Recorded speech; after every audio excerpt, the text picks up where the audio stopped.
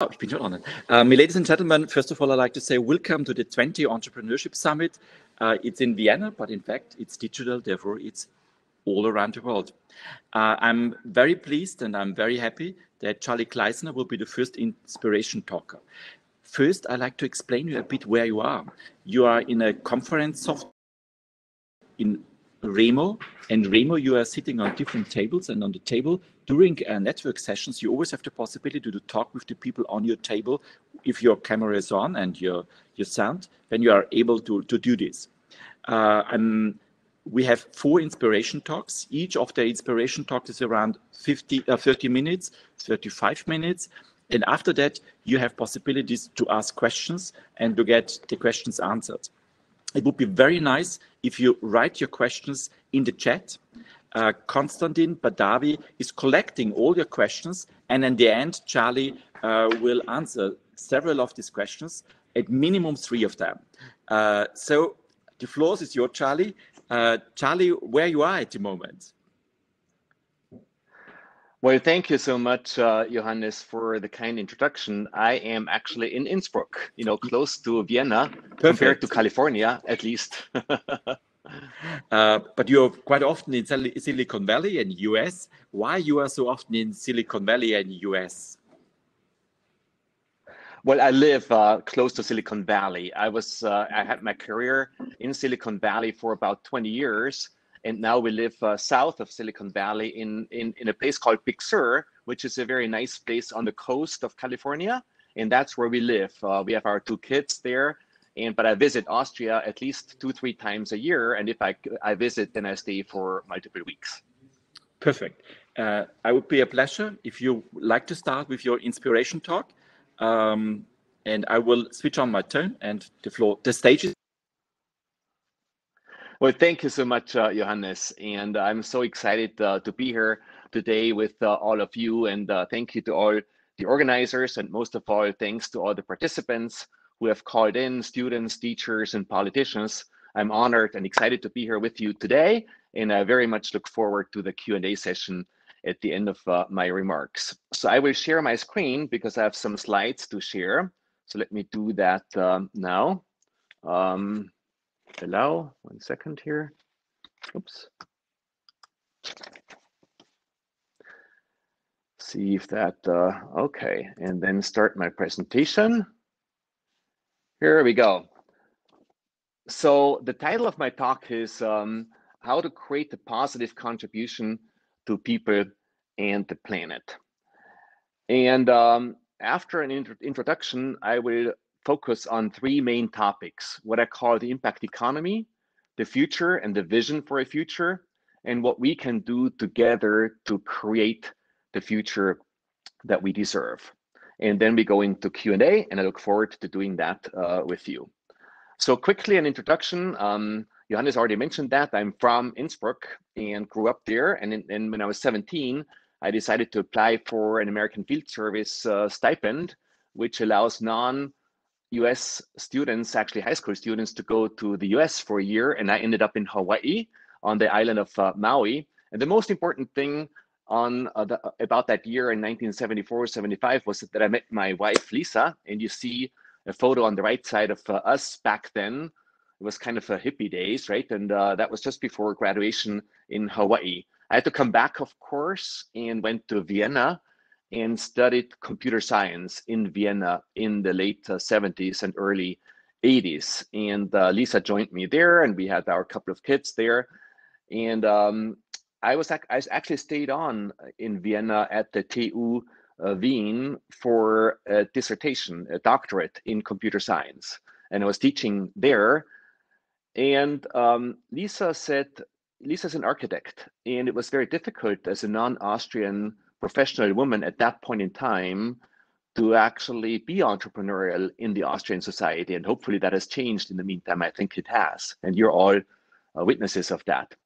But she said, let's go to the US and really work there because it's better for me. And I said, well, maybe I shouldn't become a professor and maybe I should become an entrepreneur. Let's go to Silicon Valley. And that's what we did in 1986. So Hewlett Packard moved us over. On the left side, you see a photo of Silicon Valley, San Jose. On the right side, you see our family about 10 years ago with our 2 kids, which are not kids anymore, all professionals. And I had the big fortune to be able to work in 3 successful startups. And usually as the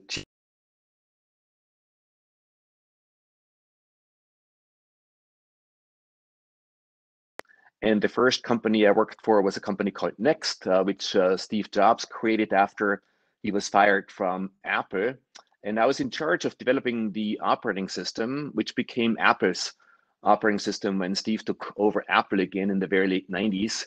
And it's not now called System 10. And it's also the basis for iOS, so a very successful product. And I worked with artificial intelligence in a company called DataMind, which we sold to Epiphany very successfully, also in the late 90s. And then my masterpiece in Silicon Valley was a company called Ariba, a business-to-business e-commerce company, which we took public in 1999 very successfully. And I owned almost 2% of that company. And so after we went public and I sold my shares, that created quite a bit of wealth for us and our family. And so in 2002, we decided to step off the treadmill of Silicon Valley, move to Big Sur, like I mentioned in my introductory remarks, and we still live there.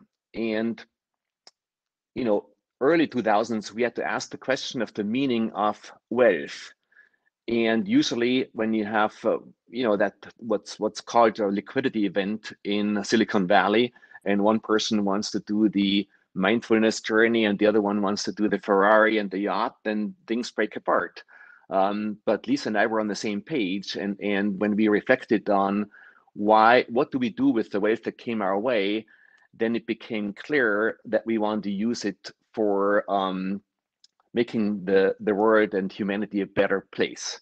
And that now is called impact investing, and it's also the topic of my talk. And why did we do that? Well, first of all, you know, we believe that that wealth comes with responsibility. For us, it's not imaginable that if you have wealth, that you would actually decouple your values with what your money is doing. So we have values like we believe in sustainability, we believe in regeneration, we believe in resiliency and circularity and all of that. And so if our money actually would knowingly counter that belief, we would not be able to accept that. And so therefore, you know, we searched early on, and it was early days in the early 2000s, of how to make that alignment. And the second big driver for that decision was we are systemic thinkers. And I talk about that a little bit more, where we saw when we reflected on the state of affairs on a global level, that most likely we are at the beginning of a global transformation for humanity, where humanity needs to figure out in the next few years how to live sustainably within the carrying constraints of a finitely resourced planet.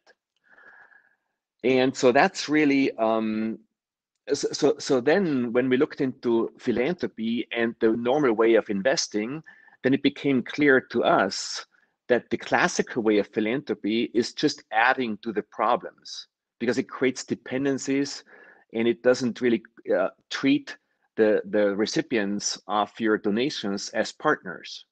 And similarly, the capital system also has its fundamental design flaws. And we'll talk about that in a second. So the Club of Rome and others have worked on what they call planetary boundaries for a lot of the finite resources that I mentioned. And you might not be able to see the small print, but there's 9 of these. And if you get into the red zone, then you need to pull back. Otherwise, you don't know what's going to happen from a systemic standpoint. And so you see that we're reaching in 3 of these, the red zone, and we need to react to that. In 2015, the UN has come up with the SDGs, the Sustainable Development Goals, 17 of them. And there's a lot of collaboration on that, and it's good. But we need to make sure that these Sustainable Development Goals are actually reached within the planetary boundaries and not outside. So a lot of people try to optimize for one Sustainable Development Goal, but then hurt the other 2 or 3 or whatever. And so you see, again, we need to take a systemic view and a holistic view to reaching that. I'm a full member of the Club of Rome, and there's an interesting report out that's called transformation is feasible, but it's also hard, right? And so we would have to really step on the gas today, not only as individuals, consumers, investors, but also from a regulatory framework standpoint to reach these goals. Otherwise, it's going to get quite difficult. So we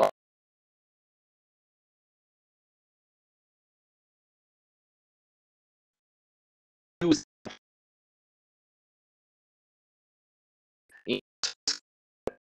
by COVID-19 started out and still is to a certain extent a medical crisis, but now it's moving into an economic crisis. And as things might get worse, it becomes maybe a political crisis and a societal crisis, because people don't want to, it's hard to navigate between societal restrictions and liberty and making sure that society is protected. And when I think about systems like these medical systems and the financial system, then I know as a systems thinker that if the pressure on a system is big enough, it will actually crack, right? And it will change. If the corollary is true too, if the pressure is not big enough, then it will not crack. And in my opinion, what we see now with climate change is the consequence of our behavior and the way that we have designed the economic system that prompts the system, in this instance, planet Earth, to respond with climate change. It's not the big companies that are at fault, right? Because it's much more profitable to get the oil out of the ground and burn it than it is to leave it in the ground and do renewables.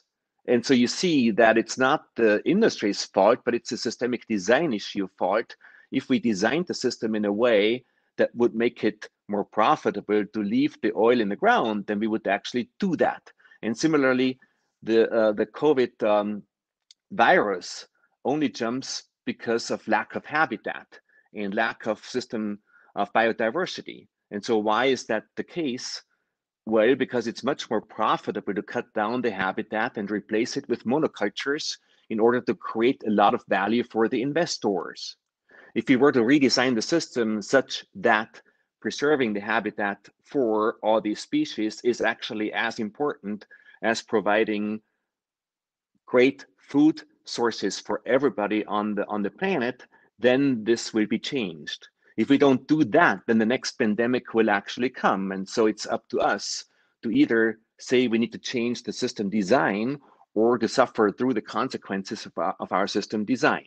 So hopefully I made the case that COVID-19 is a symptom and not the cause, and that on one level, the financial system and the economic system are part of the root causes of these pandemics and these dislocations, be that climate, social justice, or inequality. And so if you reflect on what the financial system really does today, it serves the rich. It serves for the rich to get richer, and the collateral damage is actually that the poor get poorer and the middle class is struggling in many regions of the planet, right? And so why is that the case? Well, it's designed around, let's say, the investment world is designed around what's called the modern portfolio theory, which is not really modern because it assumes that there is a rational investor, which I don't know any rational investors. I'm certainly not. It assumes that there's efficient markets. There's no efficient markets at all. And it assumes most deadly that most of the really difficult issues like poverty and inequality are external to the system, and therefore they don't have the responsibility of actually integrating that. And that is not acceptable anymore. I think we need to change because what the economists say, a lot of them, 95%, that the invisible hand of the market is actually solving this. Well, it does not. Climate change is not mitigated in time to avoid a major dislocation. Social justice is just, we are at the beginning of very difficult times, and inequality similarly. And I'm not even talking about the consequence of climate change like biodiversity and the pandemic. So you see that it's up to us to actually redesign these systems so that they actually work for humanity and for the planet as opposed to for themselves. And that's what I call the impact economy. And so we know what the impact economy, where positive impact is at the core of the economic system, not financial return and financial risk, but financial risk and return and social and environmental risk and return at the core of the economy, not as an add-on. And we can do that by redesigning it and making circularity and regeneration and resilience and regionality core principles of this new economy. I also think that we need to counter the trend of the big financial institutions to own the data, and that we without environment. And what actually we do that, we continue to allow the investors to reap the benefits, the upside of their investments, and the downside, the consequences, is pushed on the commons, and nobody has the money anymore with the over indebtedness of the global economic system to actually clean up after the big multinationals and others polluted. And so we need to work on a new modern portfolio theory, and many are doing that already, and replace the old one with that and talk about, well, is your business actually making a positive contribution? How is it doing that?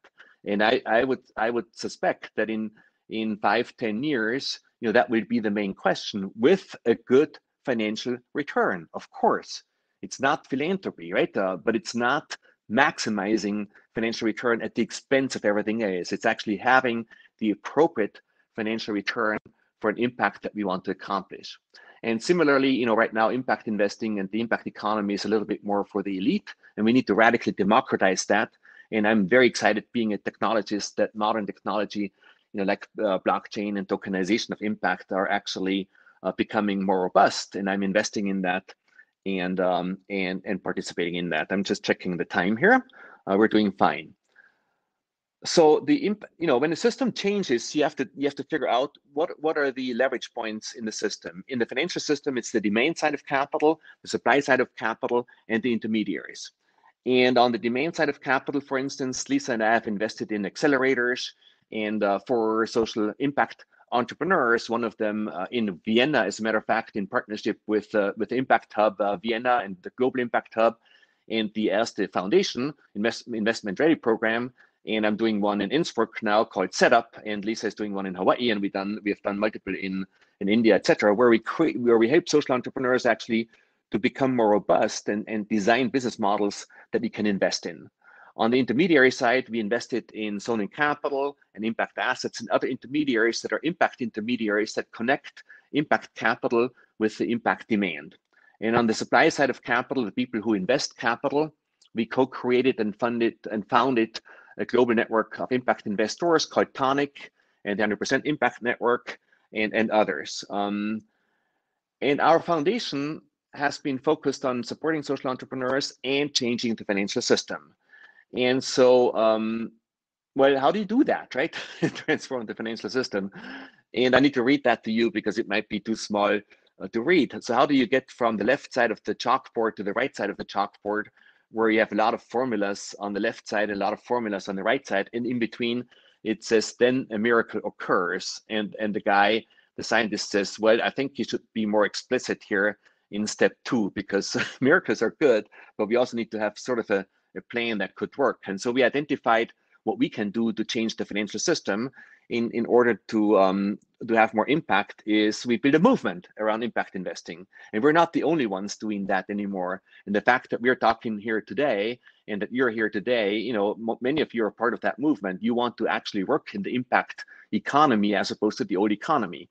And we decided to align 100% of our assets to impact and inspire others. And now there's over 100 more that do the same thing, representing $8 billion. So in the grand scheme of things, it's still small, but you can see the emergence of this new way of thinking actually coming about. And we map it into these 3 pillars of a system: entrepreneurs, intermediaries, and impact investors. To give you an example, to make it more concrete, I'm just showing you two investments that we have done, and you can read up on Kale Felicitas Foundation. We are very transparent about our foundations, where we invest in. All the 40 investments that we have done so far, but BioLite was one where we invested equity in cooking stoves and camping gear that has been very, very successful and is now going in Series E of raising funds. We were the first investor in that, I think already 8 years ago. And we measure the impact that we have, and we measure the impact in terms of sustainable development goals. In this instance, it's contributing to number 7, affordable and clean energy, and number 3, good health and well-being, all the way to concrete measurements on the right hand. And I'm only showing 2014. Of course, we have 2015, 16, and 17, and 18, and soon 19 as well, where we say, well, access to clean energy, how many one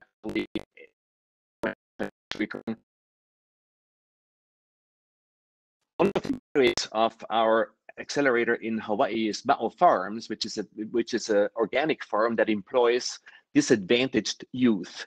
And if you employ so organic farms, you can run profitably now, so you don't need subsidies and you don't need impact capital anymore.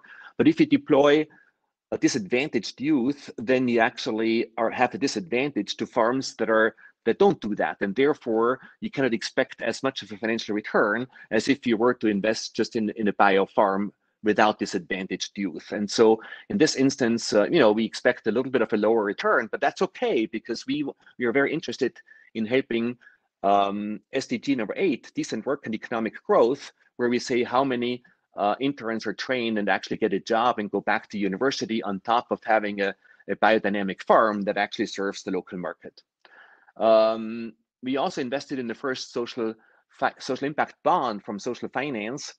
And social impact bonds are an instrument that explicitly links the financial return to the impact, which is a new instrument. And if that were to go to scale, it would make a major contribution to the change of the financial system, because you would only get more financial return if we have a deeper impact. I don't have time today to explain the details of this. If you're interested, you can ask about it in the chat, and I'll explain it a little bit more. So let's talk about the future and what we can do, and then wrap things up. So currently there's 2 big trends going on in the impact economy. One is going deeper, and I show that actually going up on the left side, and the other one is become broader, and I show that on the x-axis, broad.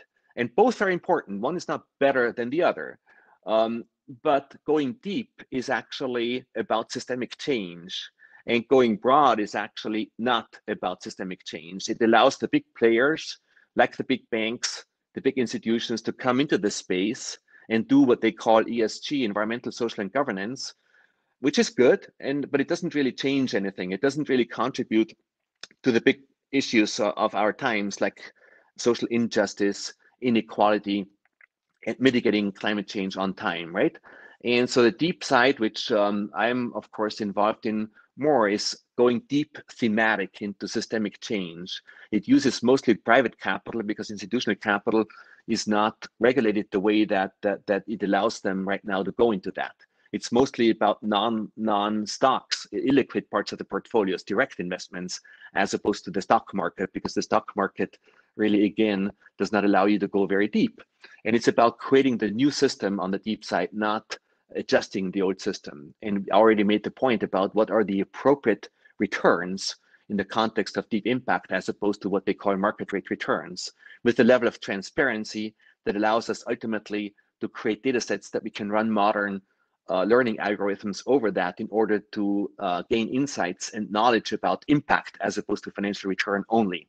And it's intentional with the heart, mind, and soul.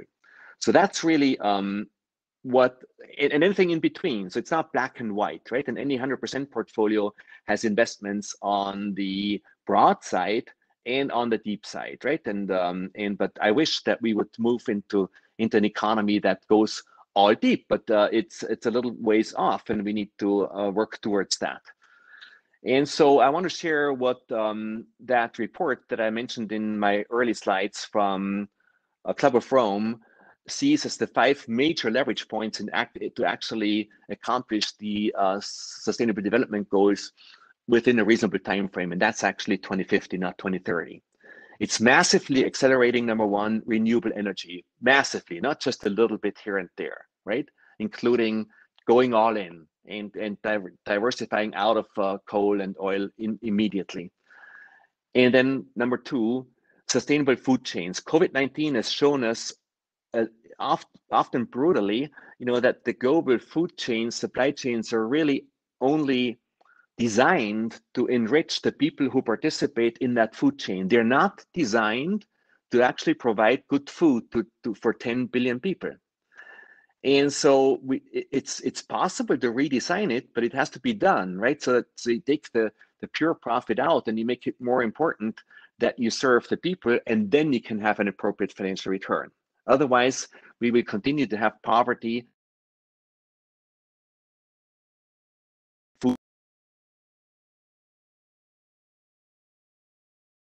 Poor countries has not that philanthropy is just the wrong model of dealing with poor people. And so we need to rethink that. And a deep impact is a way where you see partners, on the ground that are partners and not recipients of something. And then we need to do something about the inequality. That's difficult because the people who are super rich, don't want to voluntarily give up. So it's, as opposed to concentrating on that, we should try to avoid, future inequality with the right regulatory frameworks and making sure that that doesn't happen. And last not least, education for all, and particularly for women and girls. So gender equality and diversity needs to be accelerated in order to design a planet that works for all. So what can we do? And that's the last part of my remarks. And I think I'm doing fine on the time side. Well, let me first tell you what I do, and then we'll see if we can do something together. So I believe that our lives are the ultimate expression of who we really are. And for me, leading my life is the most creative act that I ever do.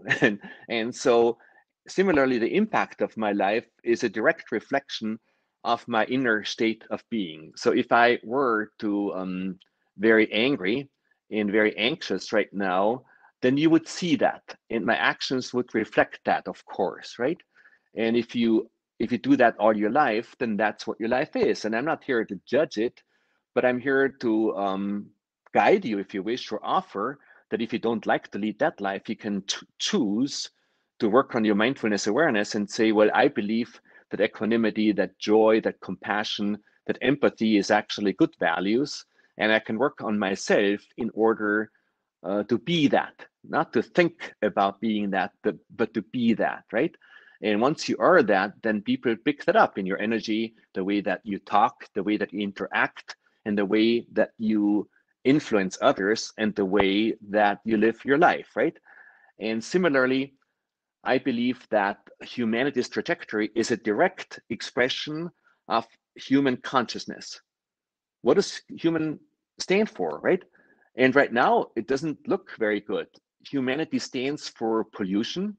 Humanity stands for inequality. Humanity stands for social injustice, right? And I'm included in that. I'm not separate. I participate and I'm a beneficiary of the existing system, but I recognize it and would like to counter that. And I'm not alone anymore. But the responsibility, I submit, of changing humanity's trajectory is all ours and mine. And I think the reason why you're all sitting in the audience today is that you're part of that crowd, that you actually want to make a difference and also help make a difference in the consciousness of the universe. And that leads me to what I call the deep impact economy. Like the deep ecology is a non-anthropocentric way, a non-human centric way of looking at the economy with systemic change that I just made the point before with modern technology, AI and blockchain and everything else in service of humanity, not as a means and an end in and by itself, with the level of consciousness and awareness that is convinced that we're not special in the evolutionary path of humanity and the universe, but we're part of that. So last summer, I was invited to the UNIDO in Vienna to give a talk about SDGs. And because of what I just talked to you about, I proposed to include an SDG 0, which I say raise human consciousness, such that we can all work together on accomplishing that the SDGs holistically in the next 20, 30 years. And they were not averse to that. People actually listen to these days because they know that the status quo and moving forward linearly and as we've done in the past is not working anymore. And so what can you do?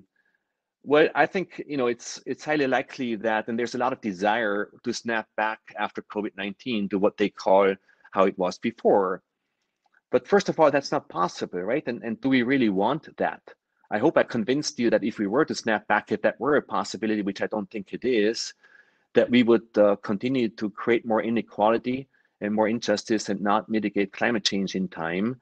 And therefore, we would go down this spiral of more pandemics and more interruptions on the climate change until we wait design point before. And I think you all have a choice to make.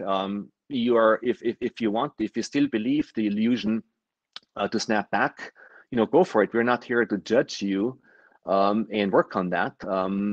If you give up and say, well, I can't do anything, that would be too bad. But many people are tired. Many people are just emotionally exhausted, right? And they say, whatever happens, let me just have a good life. That's a choice. And I think that most of you, and I certainly, go the third one, and that's, well, the first two are not acceptable. And what does it take for us to participate and be the architects of the future? And that's what I would like to invite you to do in conclusion, as you think through this summit and get inspired by others and challenge the status quo. Don't, just because people in power and people who seem to be experts say it is that way, it doesn't have to be that way, right? And I think my whole career, people told me, oh, you can't be successful in this and that and this and that. That's okay. Everybody's entitled to their opinion. But in the end, in this instance, they were wrong. And I hope that you choose to be the disruptor of going back to business as usual and take advantage of the opportunities of a disruption that of this magnitude that gives all of us. And so, since I worked for Steve, and I miss him now because he would certainly challenge us all on that level, not like the Bill Gates Foundation that's continuing to do what they best do, and that's copying something that they think works and scale it up. But if you copy a thing that doesn't work and scale it up, you create more problems. So I hope that Bill copies the deep impact movement that we are preparing and scales it up like he has done other things. But Steve, said, we are here to put a dent in the universe. Otherwise, why else even be here? And I think he's right on that. So with this, I think I brought it in with 35 minutes and go into Q&A. You can email me, charlykleissner.com. I get off the slides in a second, or follow my Twitter. I have a website, charlykleissner.com. It's all charlykleissner.com. So now let me get out of screen sharing. I'm already out of screen sharing? No, you're not out of screen sharing, but it's fine. Yeah, now you're out. Okay. Charlie, thanks a lot for your inspiration talk. Because maybe I ask one person-oriented question and the other one all impact-oriented. I think the first question is a question which you probably get normally regular. How was the cooperation and the work together with Steve Jobs, and how did you start your work at Next? And all the other one are impact-oriented. But I think that's a normal question probably which you get. Yeah. No, of course. So thanks for the questions. I look forward. So, at that point in time, Steve was already famous, but not as famous as he is now, right? And so I remember a friend of mine introduced me to Next, and Steve was looking for a manager. And I was already a manager, a successful manager, had a reputation. And I remember sitting in Il Fornaio at a coffee shop in Palo Alto, Silicon Valley, and having breakfast with Steve for 2 hours and talking about, what I should do with him and for him. And at the end of the conversation, he said, okay, Charlie, come and work for me. And I was leading an effort called the Enterprise Object Framework, and then managed the whole OS soon thereafter. Steve, was a very difficult person on many levels, and he was a very driven person, and many things that you admire about him also are shadow sides of him. Not surprisingly, I do believe that the press is unfair to him. All the whatever, that he always was a bad manager. To us engineers, he was a very, very good manager, and to sales and marketing, maybe not that much. But if the marketing guy said, "Oh, let's do a group analysis of what our clients Steve said, you guys don't understand. Our clients don't know what they want yet. I know what they want. And so you can see, and many times he was right, many times he was not. But he was not an engineer. So he depended on us and we depended on him. We're not designers. His view of simplicity, his view of beauty in the context of user interfaces and designs has been unparalleled, right? And I'm missing that because I was ready to ship a major version of the OS. Said, hey, it's good enough. He walked into my office, said, Charlie, it was like 2 weeks before I was supposed to ship. Big release.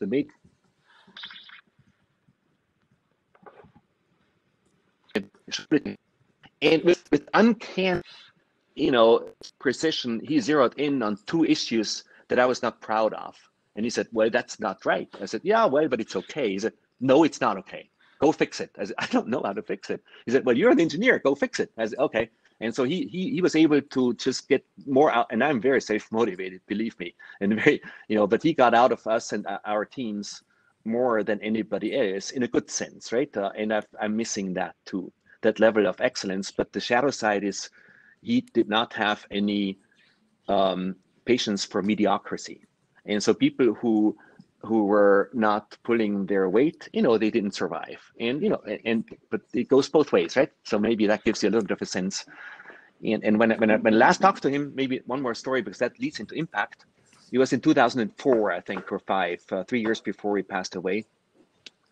And I asked him, because I was already doing social entrepreneurs, and I asked Steve, hey, Steve, this is what I do.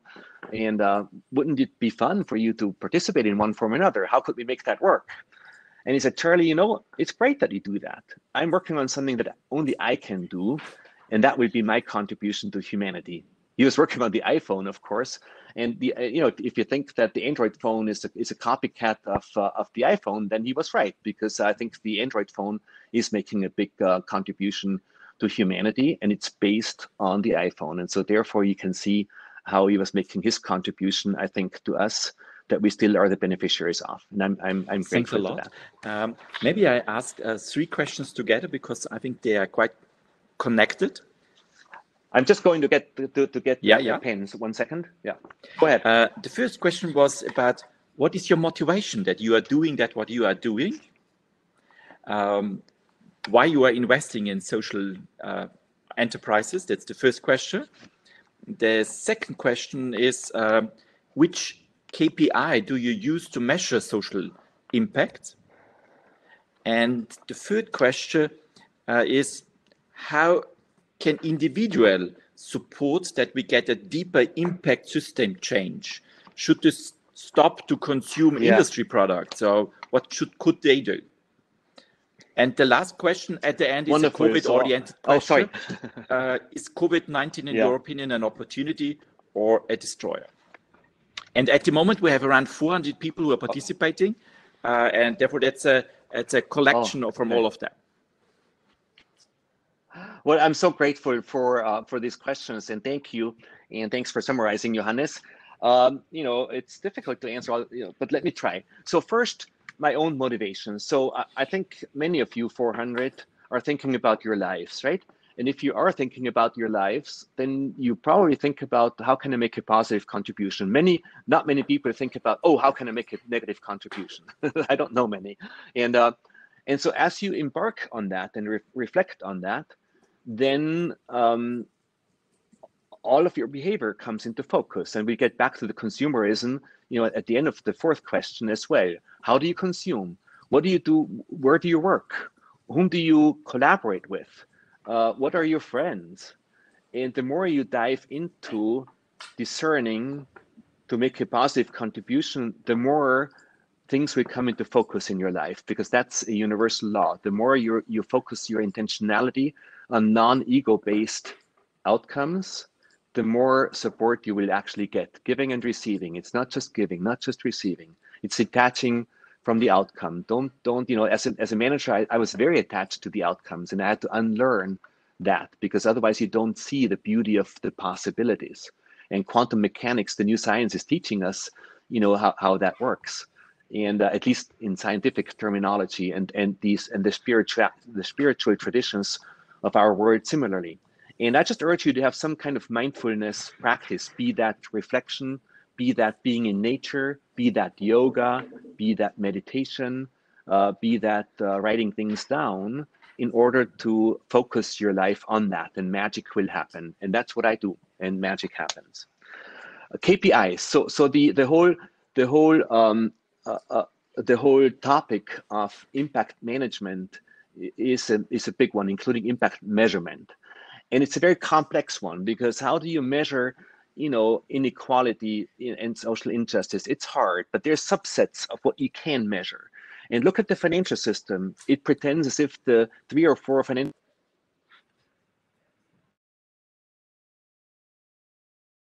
of economic growth, which is absurd, because economic growth at the expense of well-being of humanity, what does that do? And so we need to redesign, all the way from SDGs to GDP. GDP is not the right metric for measuring economic growth.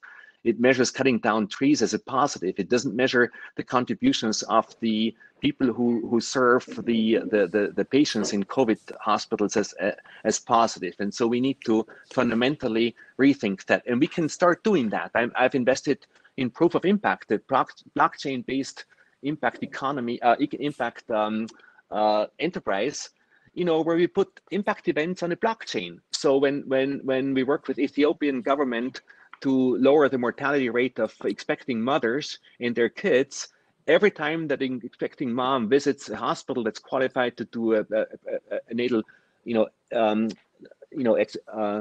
exam, we put it on the blockchain, and then the Development Bank of Netherlands pre-finances 10,000 of these, and therefore predictably lowers, saves hundreds of lives of expecting moms. And we can do that because of modern technology. And you see how we use impact events as a measurement, as a proxy for health. Later, as we have a longitudinal data set of 3-4 years, we work with the Ethiopian government to correlate that data set with artificial intelligence to healthcare data sets and come to more conclusive types of healthcare interventions. They're not only dealing with what the impact word calls outputs, but really outcomes and impact. This is a very apropos and topic there's a lot of research going on and a lot of practitioners. We could talk about it for hours. I just wanted to give you a couple of hints of where we go, all the way from individual outputs like patient visits to healthcare outcomes of how does that fit into the general population of a nation, to an impact maybe that goes beyond that. The third question was individual. What was that? I just wrote down individual. Sorry, Johannes, remind me of what that question that was. How an individual can participate in this social movement. Without a large amount of money, just with the way of consuming and so on. Yes. Yeah. Well, first of all, you all have money, and so you're not all rich, but you all have money, so you all have a bank account. So since you have a bank account, and if you have values, then you should. And if your value is, I'm just saying if, I'm not saying you should. Yeah. If your value is peace, and your bank invests in weapons, are you actually okay with that? Well, I'm not. Okay. So ask your bank what they do with your money. And if usually they say, I don't know. You say, well, but I want to know because I care about what you do with my money. And then if all of us ask that question, they will actually listen, because they listen to their clients, right? And then if all of us don't want the bank to invest in weapons, well, then they will not, right? Because otherwise we would go to a different bank that doesn't. Most of you will get a pension. And so, check who your pension manager is and how you do that. What do they do with the money while you work? And are they investing in the future, or are they investing in destroying the future for you when you get your pension, and for your kids and grandkids? And they will say, oh, don't worry, you can't have it both, but I will make sure that you get your pension. Now, the right answer is not to say, okay, I'm okay with that. The right answer would be, no, that's not okay. I want you to invest in such a way that you don't destroy my future, and that I will have my pension. And you can't do this now. In the Northern pension funds, they are starting to do that. The European Union is starting to regulate the pension funds. In the US, we are way back, but the new administration will put that on the front burner, like Obama did, right? And so I'm very hopeful on that. So we need to demand that, right? Even if you're not super rich, you have a pension usually, and you have an account. And so change banks if they're not, or put pressure on your banks, and ask about that. And then of course, as a consumer the big leverage points are consumer and investments. I just talked about investments, and you don't have to be super rich to do that. And of course, consuming, right? And so you can be very discerning about consuming, and I know that many of you are. And the more we are, the more the products will appear that we deserve. But we need to again demand that. So, for instance, I'm working, with that blockchain effort to augment the kids' mentality in Ethiopia. India, 7,000. No, actually, in India, and he wants to have, sell products that are supported by that are produced by low-income people, but without creating slave labor. And so we instrument the producers with Internet of Things that we know that they don't work more than 8 hours, and then it gets accepted by IKEA in their supply chains, right? And so we need to hold. So if we all told IKEA we only buy from you if your wood doesn't come from Romania, but it comes from sustainably, so again, you can put pressure on with your consumption behavior that we can all do. And the last one was COVID, opportunity or challenge. It's both, obviously, right? And there's a saying that you should never let a good crisis go to waste. And I feel like we are letting a good crisis go to waste. It's a good crisis. It's not going to be the last one unless I made the argument before that we need to redesign some of the parameters that actually create the crisis in order to avoid the next crisis. I don't see a lot of appetite on that one, but I see, particularly I see the regulatory framework pumping in money into the existing industries without demanding from them to actually become more sustainable as part of financing them, for instance. And so you should speak up with your Nationalabgeordnete or whoever is your politicians to say it's okay to help save the system, but we need to use that opportunity to actually start changing it, as opposed to I'm in Tyrol, right? I think that 5 glaciers ski resorts are just way too many, and I've always believed that we need 1 or 2. Okay, and so what to do with the other ones? Well, we have to get the soft. We cannot just let them implode. So that's where the regulatory frameworks comes in. But as opposed to enabling them to grow faster and to do more destruction, it is to help them redirect their efforts into a sustainable way of doing things, and the new wave of tourism will actually demand that, and so the market will actually go that way anyway, but it will go too late, right? And so we need to actually accelerate that. And so COVID-19, that's why I told you, demand from your teachers, demand from your universities, demand from your employers that they not only deal with the immediate issues of COVID-19, but after you deal with that, then help others, number one. And number two, see what you can do post-COVID, that actually COVID was an accelerator on many levels of enabling businesses to thrive. In our portfolio, we have companies that thrive because COVID has accelerated the digitalization of impact for 10 years, right? And then others that really are in a bad situation because they're event-based companies, and we need to support them to get over that. And they need to think about events differently, more sustainably, online, offline, hybrid. And so take a not black and white approach. Make sure that the people who suffer are taken care of. Make sure that the people who are already advantaged by the system will have an incentivization to change the system, and that they will suffer if they don't, right? And then let's reimagine the long-term system that we want to create maybe after the next disruption, when the pain will be bigger than today. Thanks a lot, Charly. I think we need to invite you very soon again, because there's a couple of other questions coming on. And it would be a pleasure to do this. I like each of our speakers gets the new Changemaker, the next generation of Changemaker board game, which we present today. I will send it to you that you maybe have the chance to play it. And I hope we will see you soon again, and invite you for the next Entrepreneurship for Fix and a couple of other things. Thanks a lot that you joined us as the first inspiration talker today, and we will see you soon. Thanks a lot. Bye-bye. Thank you so much. Really, really appreciate it. Bye-bye. Bye-bye.